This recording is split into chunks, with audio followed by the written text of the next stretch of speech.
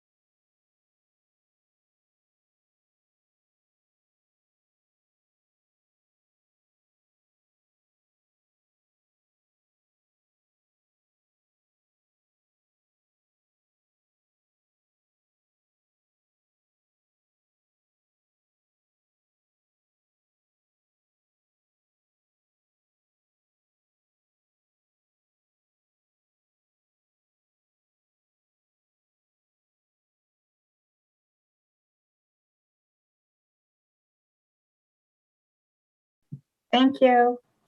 Good evening, ladies and gentlemen. This is the Board of Appeals Chapter 40B hearing, continued hearing on the Ice House application. The date of this hearing is August 5, 2021, and it's approximately 7:30 in the evening.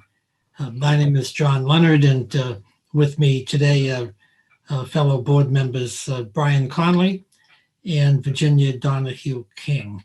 And the purpose of this continued hearing is to discuss several topics and get a status report as to how we're doing on several other matters.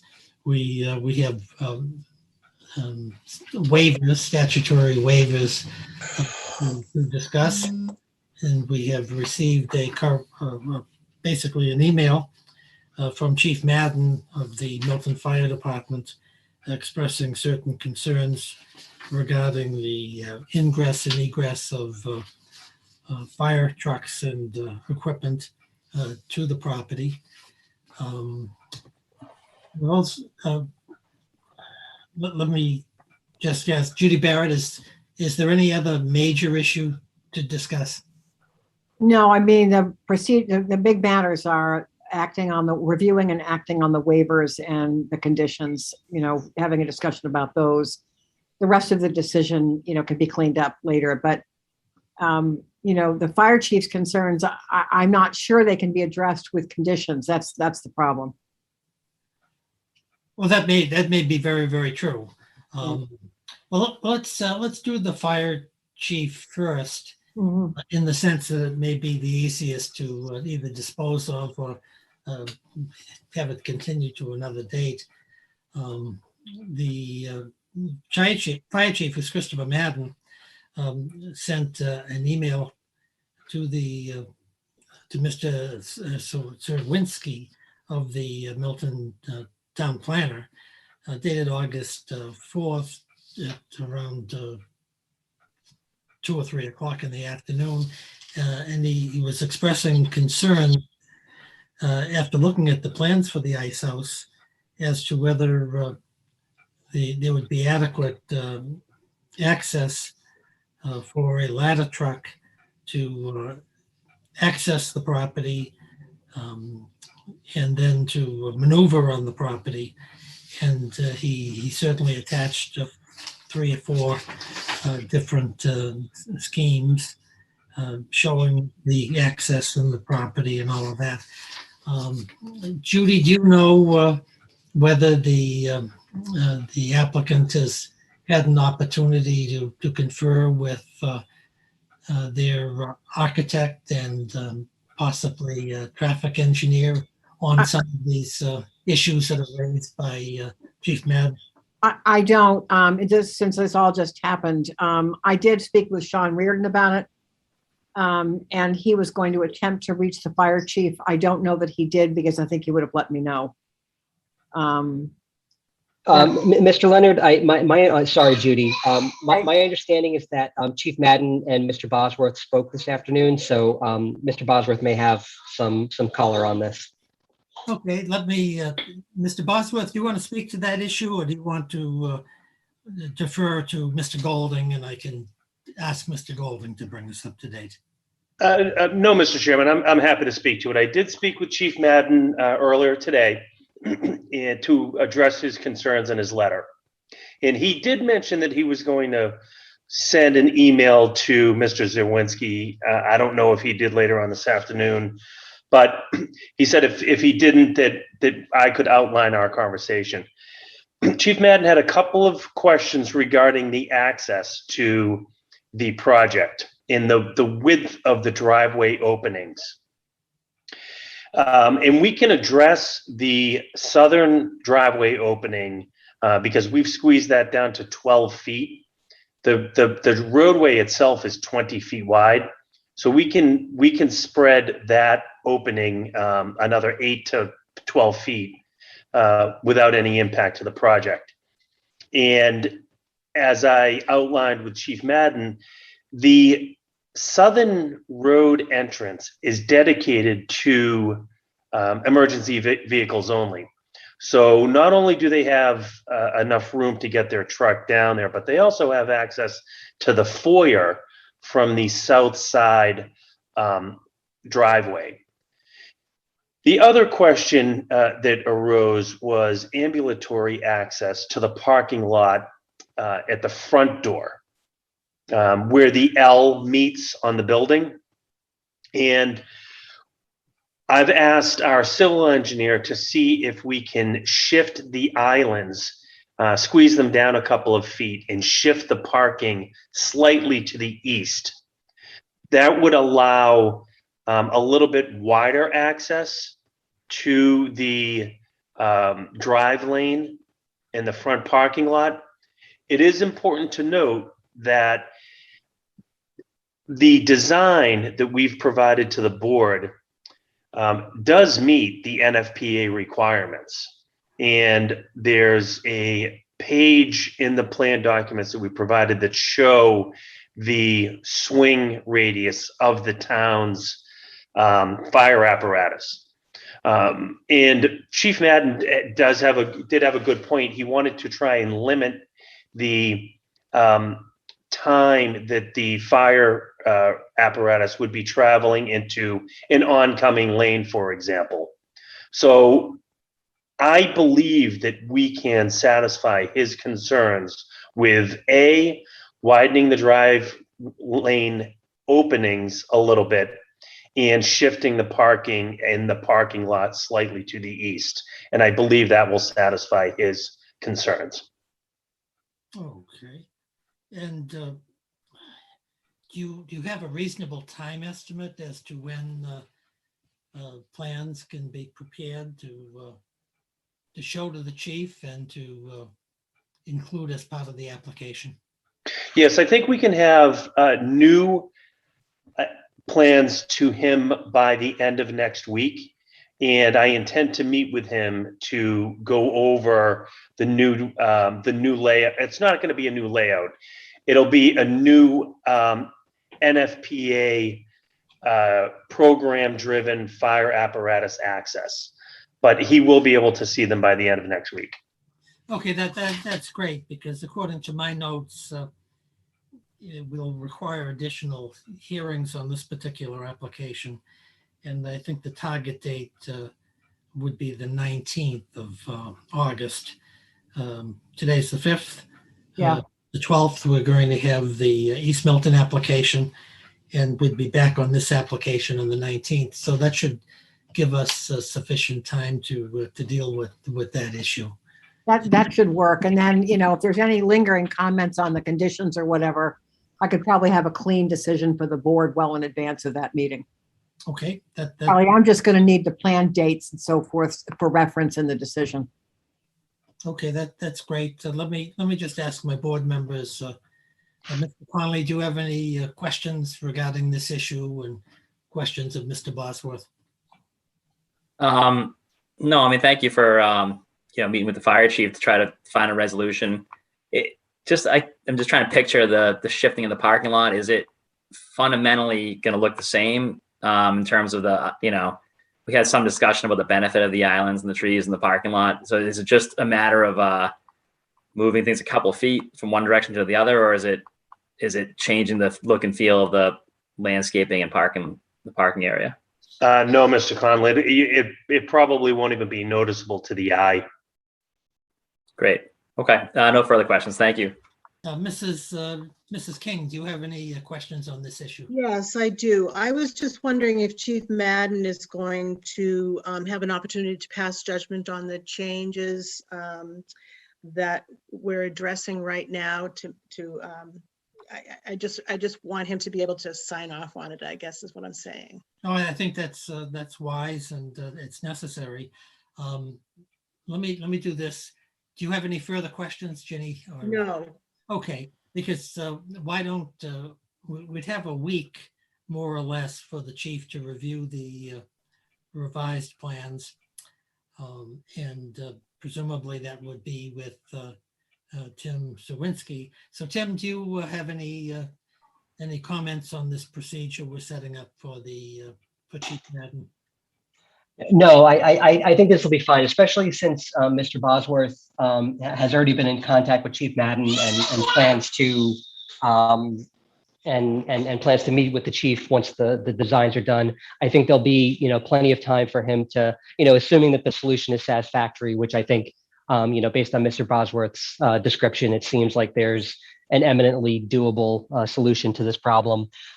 We should have whatever sort of confirmation the board feels it needs from the chief, we can get. I think, hopefully a written correspondence would be fine. But if you want him to come in and attest to that fact, I'm sure he'd be happy to do that.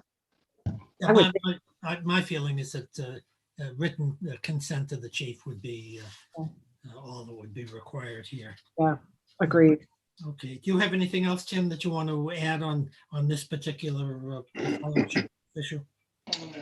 No, I just want to say I appreciate the development team kind of tackling this with the speed and the efficiency that they have. Chief Madden has been kind of in contact with the state code enforcement team to kind of assist him in evaluating these projects. So the feedback from him maybe took a little bit longer than I think we would have hoped for, which is fine. We want to make sure that he's comfortable and he's getting things right. So but I do appreciate the development team's flexibility and speed on this one, because it is a really important issue. And it's whenever these things kind of come up at 11:59 on the clock, I always kind of cringe. But I think everyone's being very cooperative and is really doing their best. So I just want to, again, thank the development team for acting on this, and hopefully we can get this done quickly and efficiently, and we'll be still on schedule. Great. Thanks, Tim. I certainly second your observations and your comments. Mr. Golding, do you have anything else you want to add on this particular issue of the chief's concern about some access issues? No, Mr. Chairman, I think Mr. Bosworth adequately summarized kind of what the development team has done. So hopefully, I think by the next hearing, I think we'll have all this resolved. Great. Thank you very, very much, Bev. Do we have any members of the public who have indicated they have any questions on this aspect of the case? No. Okay.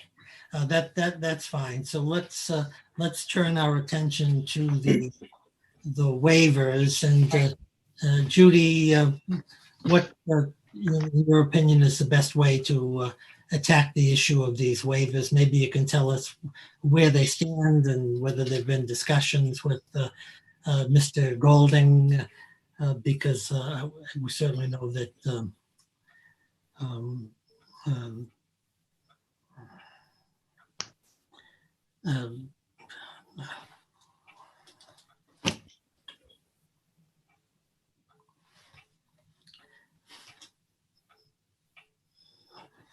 John, I think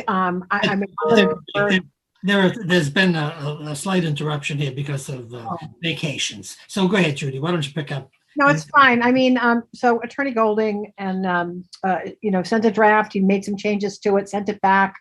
I, of course, then couldn't find my most recent copy, which he gladly sent today. And I think he's probably the best bet to kind of walk you through this, but I have gone through it. It seems to me that what they need, they've requested, I'm not going to make an opinion that they've caught every regulation in town that they need a waiver from. That's really their problem. But I think the big stuff is here. So I'm going to defer to him. And and also if Tim wants to weigh in on any sort of regulatory matters here, I think that's fine. But Attorney Golding, I think this is really your show. Okay, that makes sense. So what, Scott? Why don't you run through? I should just say to the members of the public, these waiver requirements and requests are set forth on a 3 or 4 page document, which has been filed with the board, and it's been online now for a couple of weeks at least. So, Scott, do you want to run through these waivers and as Sure, absolutely, and I'll thank you. As less technical as you can, so that people will understand where we're going. Yeah. Then what I'd do when you finished your first waiver, for example, Tim, if you have a copy of this in front of you, perhaps you could indicate whether you're in agreement with that or have any questions. So why don't you start, Scott? Okay, great. Thank you, Mr. Chairman. So what I'll do is I'll just kind of run through each of these waivers one by one. So the first waiver we're seeking is from section 3A of the zoning bylaw, and that's for district uses. And essentially the regulation or requirement is that there's no apartment or multifamily residential units and no use as a store or shop or for manufacturing or commercial purposes. That is the requirement or the regulation. We are proposing to have a mixed use development with 52 unit multifamily residential and 2 commercial spaces, and to allow for parking for and access to adjacent town-owned lands. So that's essentially a waiver from the residential district use to allow for the project to be constructed and utilized. And Tim, do you have any comments you want to make on that first requested waiver? No comment. That's all correct. Okay, how about the second one, Scott? The second waiver is from section 3B3, which regards signs within the residential district. There is a requirement or a regulation that no permanent sign of any type is allowed in any residential zone within the town. We're proposing that we be allowed to have a site identification sign set back 6.1 feet from the front lot line. All right, and Tim, do you have any comments? Just a question, and I don't unfortunately have the zoning right in front of me. Is that also, and this may be in a future waiver, is this the section that requires, well, I mean, you're not allowed to have the sign in the first place, but is this the section that requires you to get approval from the sign review committee? This is not from that requirement. This is from the prohibition of signs within the town. Okay. Yeah. So we may get to this later on. Okay. You know, understanding that there's if you request a waiver from that requirement, that's perfectly reasonable. It's a good committee. And can be very helpful, I think, in helping you design an appropriate and eye-catching sign for your development. So it may just be something to consider to maybe do on a voluntary basis. Obviously, you're under no obligation, but I think it may be helpful for just a voluntary exercise to go through that sign review process. Thank you. Thanks, Tim. Let me just ask my fellow board members: are there any questions that anyone has on this sign waiver? I do have a question. Is this sign meant to be for the commercial space, or is it Happy Acres apartments, or do we really need? I mean, it's not like there's a whole lot of stuff right there that you need a sign for. The apartment building that's there is the one you're going for.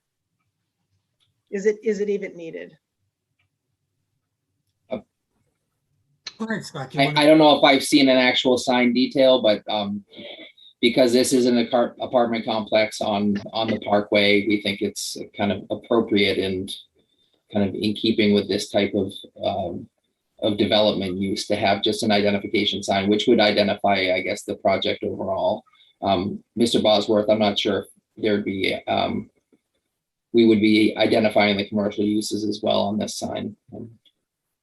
Well, the intent was not to call out the commercial spaces for the reason that they could change hands. So the permanent sign in front is to clearly identify the apartment complex itself.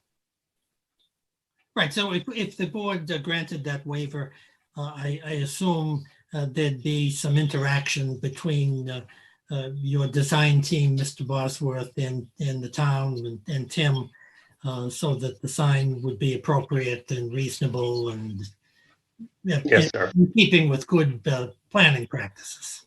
Yes, sir. Okay. It is pretty standard for a development like this to have some type of identification of the street. Okay. Do you want to take item number 3, dealing with removal of earth materials? Yes. So section 4A has a requirement that it be no removal and or deposit of earth materials except as may be authorized by the board. We're seeking to import and export earth materials for the purpose of constructing the building and or site redevelopment improvements. I note that within the conditions or the draft conditions within the decision, we are going to be required to provide the cut and fill as certified by the engineer of record. So we're seeking relief from that provision, but also there is a condition that kind of captures kind of what the actual cut and fill for the project will be. So. And Tim, do you have any comments on this earth removal? No comments, sir. Okay, and Brian or Virginia, do you have any comments? No comments. Okay. How Great. how much earth are they talking about? Is this something that even comes into our bylaw for prohibition or not? I can probably speak to that, Virginia. It's going to be minimal. The majority of the material that's suitable will stay on site. The balance of the soils that come in will be essentially structural materials for under the building, under the parking lot, pipe structures. So as far as a bulk export, it's minimal. It's topsoil and some unsuitable materials. Charlie, is there a way to kind of estimate what the maximum amount might be? Do you think Yeah. you could get that to me? Because if we add that to the waiver, I think that might address Ms. King's concerns or question, might answer it. But also, it's just the question of having a number in that waiver so we understand what the ultimate waiver means. You know, what does it mean? How much are we talking about? Can you give an estimate for that before the next meeting? Absolutely. That would be super. Okay, that's great. How Does about, that work for you? absolutely. Does that work for you, Mrs. King? Yes, it does. All right. You want to address the height regulation waivers? Yes, the next is for the building height. The maximum height is 2.5 stories or 35 feet, whichever is less. We're seeking a waiver. We're proposing a building which is 54 feet, 4 inches tall, 4 stories, plus the subgrade parking and accessory space below. Tim, do you have any comment on this requested waiver? Nope. Okay, Mrs. King or Brian, do you have any comments or questions? No questions. Okay. Why don't you go to the next section, which deals with the area regulations, and perhaps you can talk more broadly on the area regulations, and we can handle the 3 or 4 of them kind of simultaneously without Thank you. without torturing everyone. Yeah. So we're seeking waivers as a residential zone. We're typically seeing 1 residential dwelling unit per lot with setbacks, which are typical for a single family home. We're seeking waivers from, I guess, the requirement that there's only 1 dwelling unit per lot. We're also seeking a waiver from the front yard setback. We're exceeding that by only 3 feet. The side yard setback to the south side. And I won't get into the detail about how that is set, but we're seeking a waiver from the side yard setback. The building coverage, we're 3% over, and the gross floor area, we're exceeding that as well. And then the open space requirement, we are requiring a waiver from that to construct the project as well. And I assume if you didn't receive these waivers, you couldn't construct the project as proposed. Is that That is correct, Mr. Chairman. okay? Let's see if Tim, do you have any comment on the area regulation waivers? No comment. Okay, Ginny or Brian, any questions or comments on the area regulation waivers? I do not. Mrs. King, not hearing from you, I Oh, assume. I had a little no there. Okay, that's great. So yes, no. All right, so we'll go over to page 2, dealing with the parking requirements. Mr. Golding, do you want to address the parking issues here in a kind of comprehensive way of doing it? Yes. So as I said previously, this is zoned for residential. So we are seeking, there's not a multifamily that would be allowed within this zone in the first place. So we're providing 95 parking spaces for the 52 units. We're also proposing to construct 6 additional parking spaces for the walking trail to the conservation land that is adjacent. So we have those 2 separate. We're seeking waivers from the maximum curb cut size along the parkway for the northerly curb cut. Based on our discussion tonight, that actual width may change after this evening. We're also seeking a waiver of the parking space size, specifically for the interior spaces, as well as waiver from the screening requirements from the north side of the property for parking adjacent to the street. And then we're also seeking a waiver of the requirement that you provide sidewalks to pedestrian traffic ways, and that's specific to the waiver for the access and egress within the subgrade interior garage. So. Okay, so I take it here that these waivers dealing particularly with curb cuts and access may be subject to an amendment based upon your conversations with Chief Madden and Mr. Zawinski.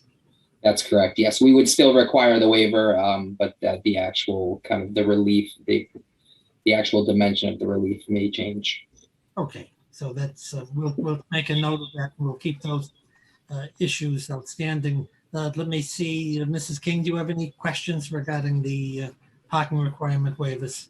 On the parking, I was wondering what the parking space size is going down to from, how much smaller is it? So the requirement is 8.5 feet by 19. That's the requirement in the bylaw.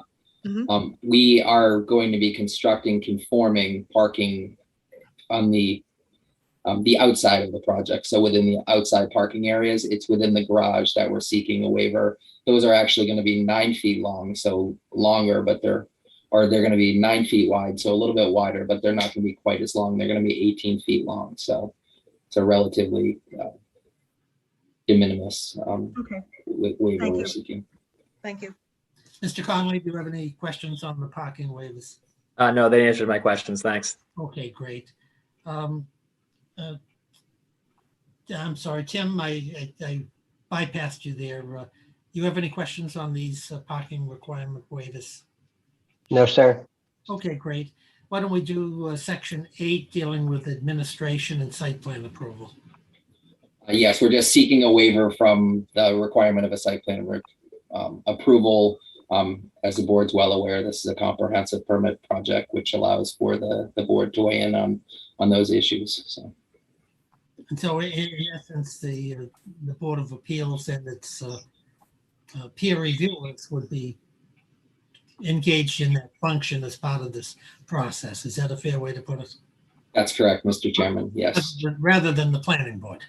that's correct. Yes. Okay, so let's, any questions, Mr. Conley and Mrs. King on? No questions.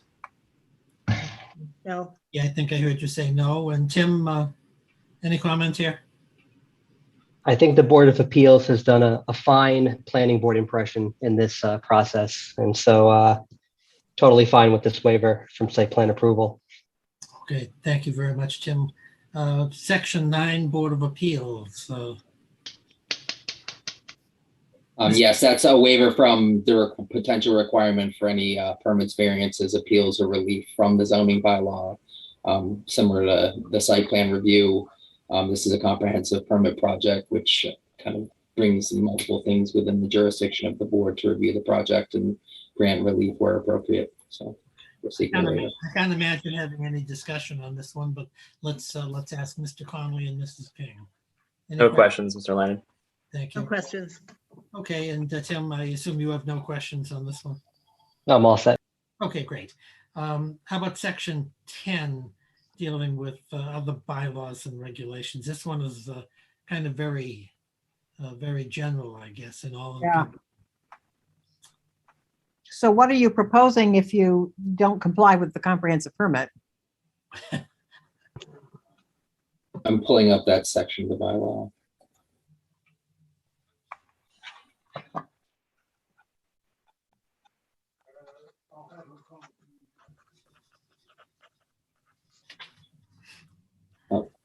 Section 10, essentially, it's almost similar to the next one, which is penalty, which is 11.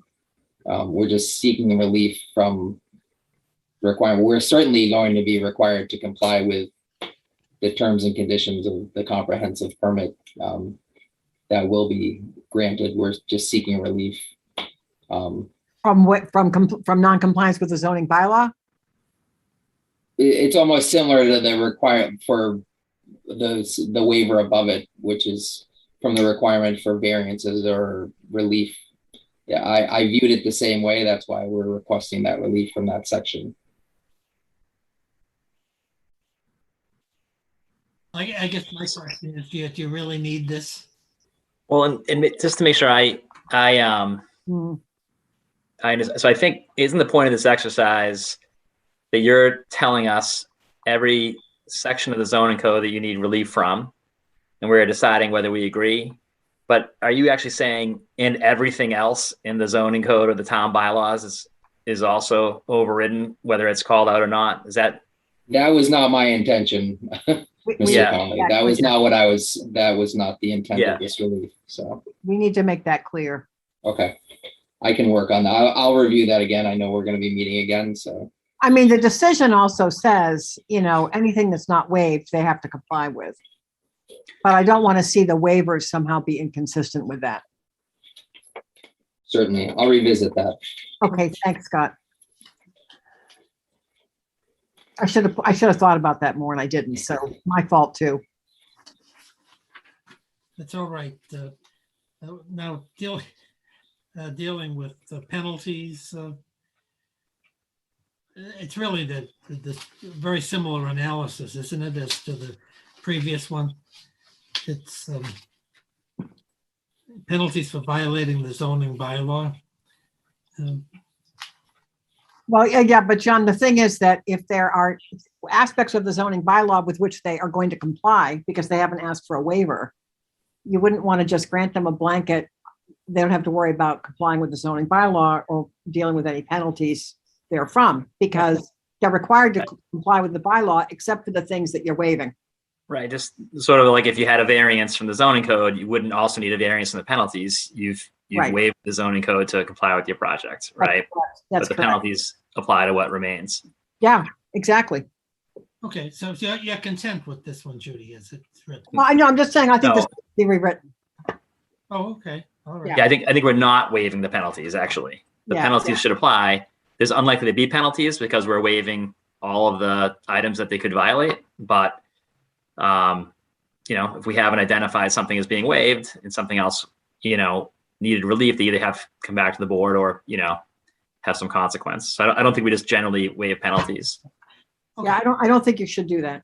So this requires further refinement from. Yeah, we can talk about it, Scott. I just don't want to see this kind of blanket. No, I understand I your think you concern said and it. the board's concern, certainly. Okay. I was just seeking, obviously, to be comprehensive, and it That's maybe fine, was yeah. a little bit over comprehensive. That's okay. That's all right. Scott, why don't you address the waiver regarding local wetland bylaws? Yes, we're seeking a waiver of the wetlands bylaw and the rules and regulations in their entirety.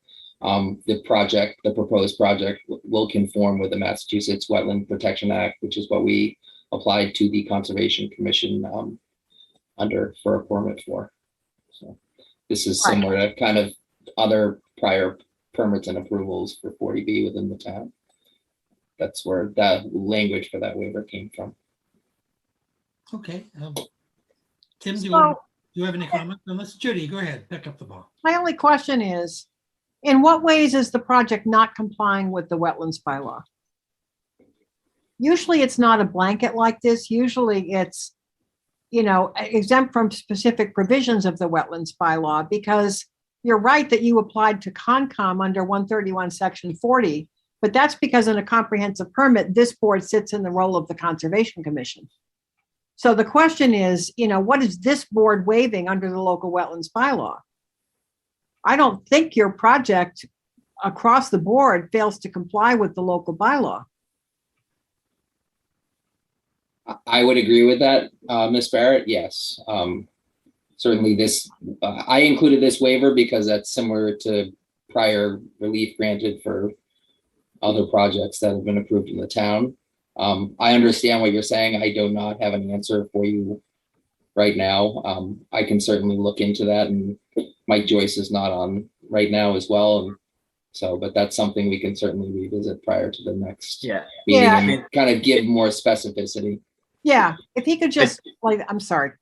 No, John. no. I mean, Judy, I think your point is we didn't say waiver from compliance with the zoning code. We said waiver from these, 10 or so items under the zoning code. So similarly for the local, wetlands bylaw, would call out what it is you need relief from, and we can, review and confirm that. That's right. I think that's the right approach. Yep, that's right.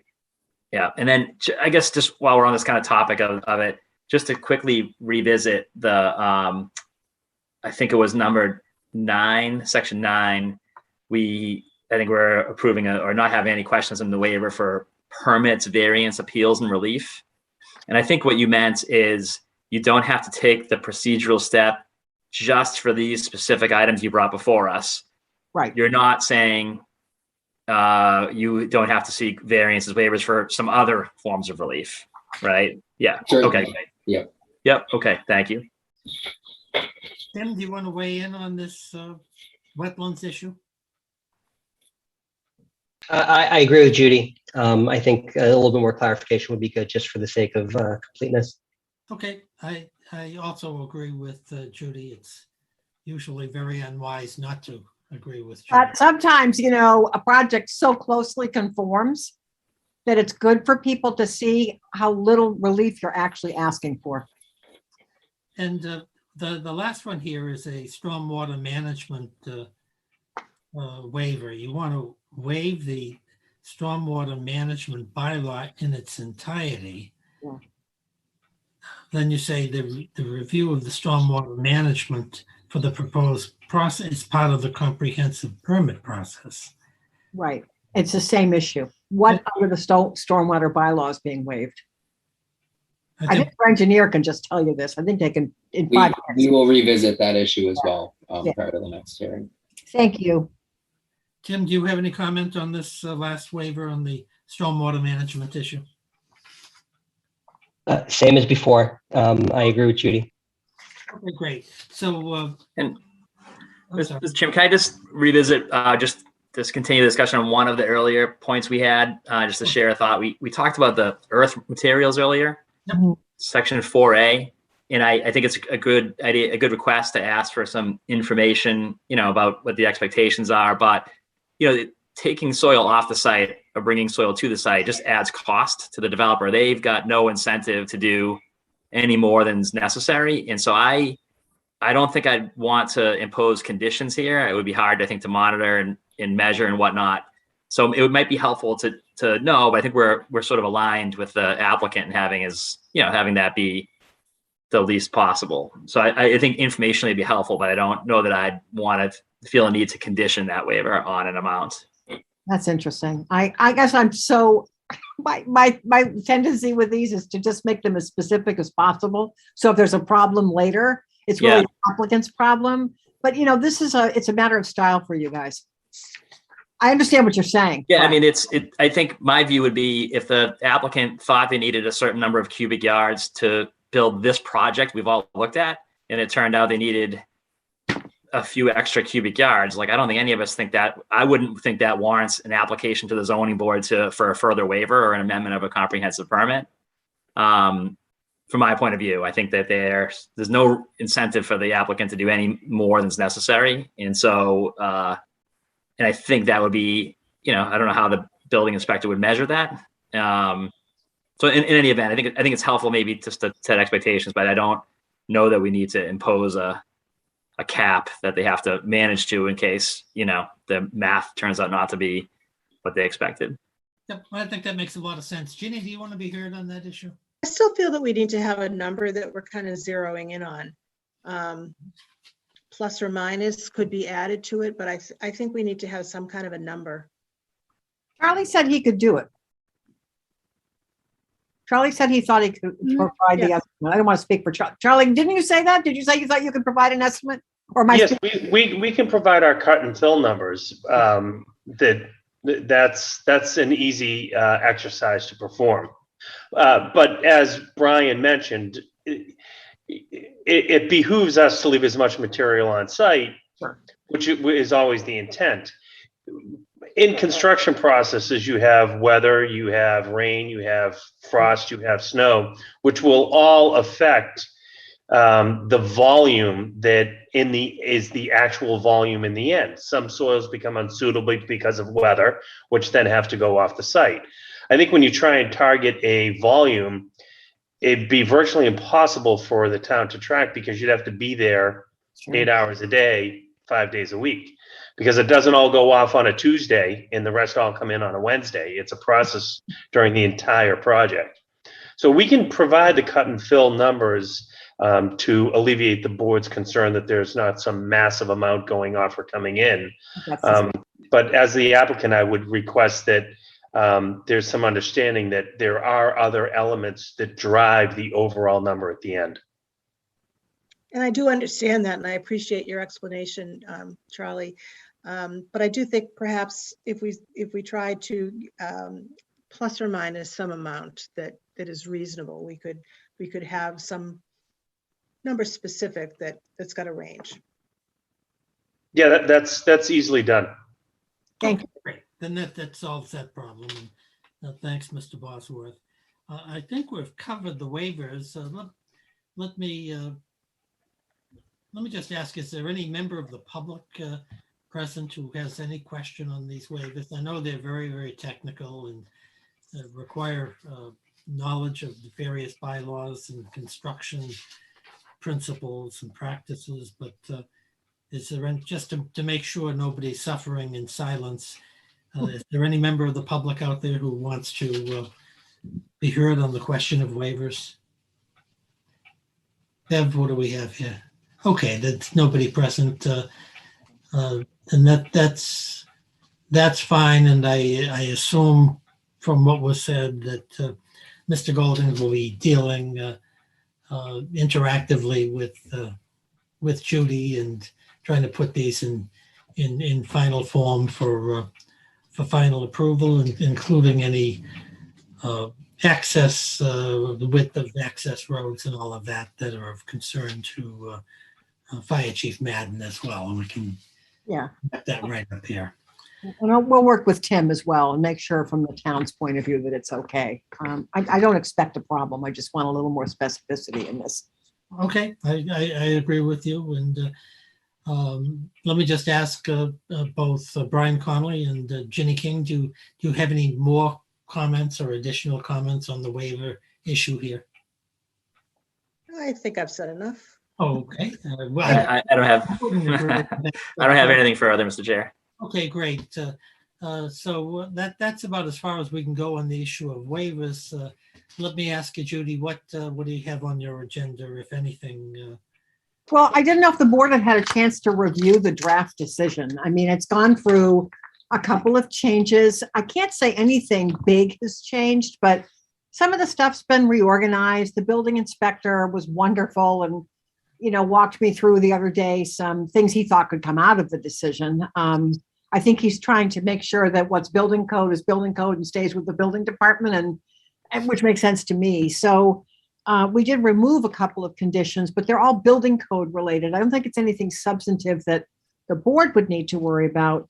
And I had Johanna Schneider review it, and she gave me a few but minor changes, which I incorporated.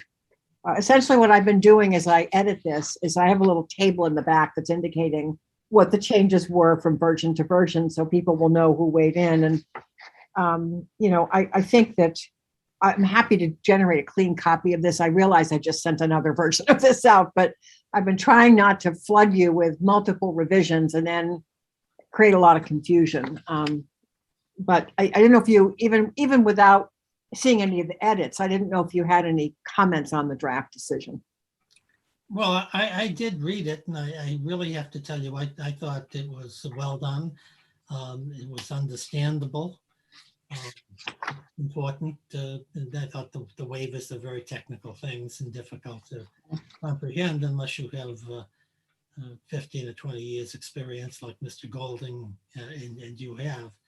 I kind of liked your formatting because you seem reluctant to put a lot of interlineations there in different colors and all of that. But from my perspective, as a non-builder, non-engineer layman, I thought they were very, very helpful in seeing the refinements that you're making in the draft decision. And I do have to admit it's somewhat exhausting to read it in one session, which I did do. But no, I think you're heading in the right direction. I applaud your multiple drafts. It reminds me of thinking of Mr. Golding putting together these waivers. It can be, it's very, very important, but it also can be very tedious and very, very technical. And it's very important that it's done well and done right. And I thought you're in the right direction. And I think it's, to be frank, from my perspective, it's much more sophisticated work product than I could put out. That's not true. With the lot Yeah. Not true. So I think your draft decision is a blessing. What do you think, Mr. Conley? So I actually haven't seen a further draft since your first draft, Judy. But I mean, the first draft was obviously very thorough, and so I haven't gotten the benefit of all the substantive additions you've made. So I'd like to see that and be happy to weigh in after that. You know what I think I'll do to make everybody's life easier? I think that I'm on version 5 right now. And I think what I'm going to do is get rid of the red line. I'll just accept the changes, but I'll highlight where the changes were made.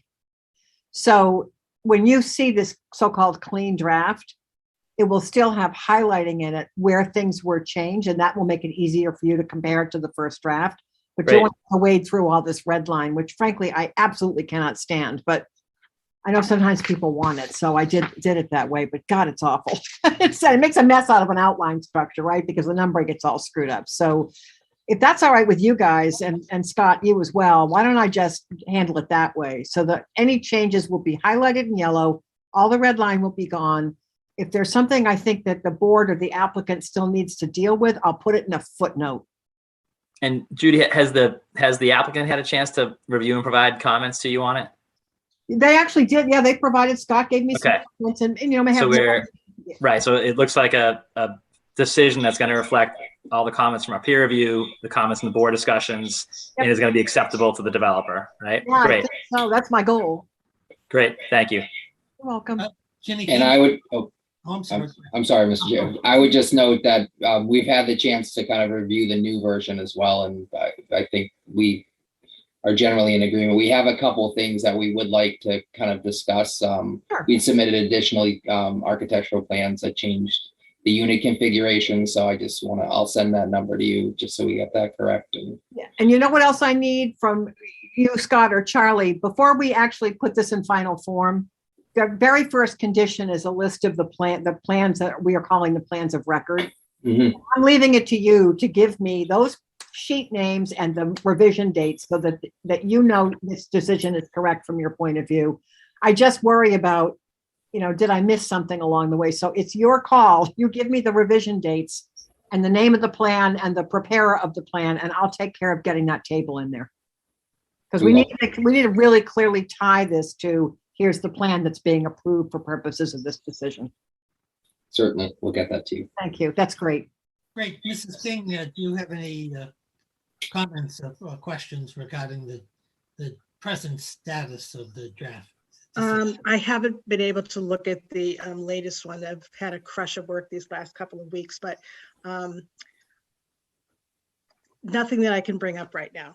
That's fine. I look forward to looking at it without the redlining. Thank you, Judy.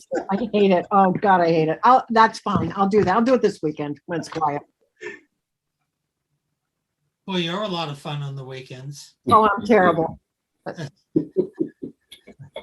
Well, we appreciate your efforts because it's I know the schedule that you keep during the week, and I'd love to see you have at least one day on the weekend when you can enjoy the rain of the summer season. But we appreciate your effort. It's No problem. Well, part of what I'm trying to do, John, is get to the point where we have a format that's consistent from decision to decision. Yep. That's sort of part of my goal. So I've been sharing it with Jeff Mullen too. well, that's great. Jeffrey's a terrific Yeah, he's awesome. He's good. acting chairman, and he's a terrific technician when it comes to these issues. And I think that unfortunately that writing a decision on that particular matter, we may have to send you to Hawaii or something. That's going to be enormously. It's gonna be hard. I hope your husband helps you on these decisions. So he just doesn't even want to hear about it.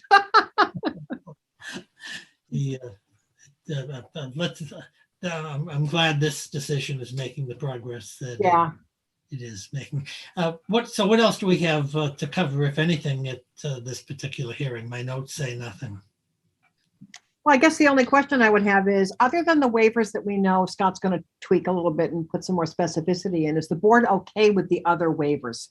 I just want to make that sort of clear for the Well, record. I think we are. Yes. Okay, thanks. Brian or Jenny, Yeah, no, I mean, I think we just gave some feedback, right? So I think they have to be, I don't know if there's another vote, but I mean, as long as it's consistent with the comments we just gave, then, I think we support, I support all the waivers. Okay, super. as do I, and I think Mrs. King with her suggestions. Yeah, that's fine. Anything else we want to cover tonight, or shall we call it an evening and adjourn over to the 19th? Call it an evening. Okay. Mr. Conley, do you agree with that? I do. Okay, Mrs. King, you in agreement? There's a motion, if there's a motion out there. Mr. Golding, is that fine with you and Mr. Brodsky? Yes, it is. Thank you. Okay, and Mr. Bosworth has been very helpful here. That's convenient for you, Mr. Bosworth, and your team. Scott, we need another extension letter from you, I think. Okay. I think that I'm sorry, John, I didn't mean to interrupt you, but it just hit me. I believe the extension we have right now expires like tomorrow. So could you please give us another extension of the 180 days to the day after the next hearing? Can you do that Yes. tomorrow? Thank you. Okay, so I think I heard a motion to adjourn this hearing until August 19th at 7 o'clock in the evening, and I think I heard a second from So moved. Mr. Conley. Do you have, okay, so all those in favor of continuing this to the 19th at 7 p.m. Aye. Aye. Aye, so there we have it. It's 8:21, and Very good. want to thank everybody for their time and their excellent presentations, working on these highly technical matters and making some sense out of them. And look forward to you working with Judy Barrett and the fire chief in the interim period of time, and see if we can make a lot of progress towards possibly wrapping this up within the next hearing or two. So thank you, folks, and see you on the 19th at 7 o'clock. Thank you. Thank you. Thank you all. Night. Bye-bye, Bev. Thank Good you. night.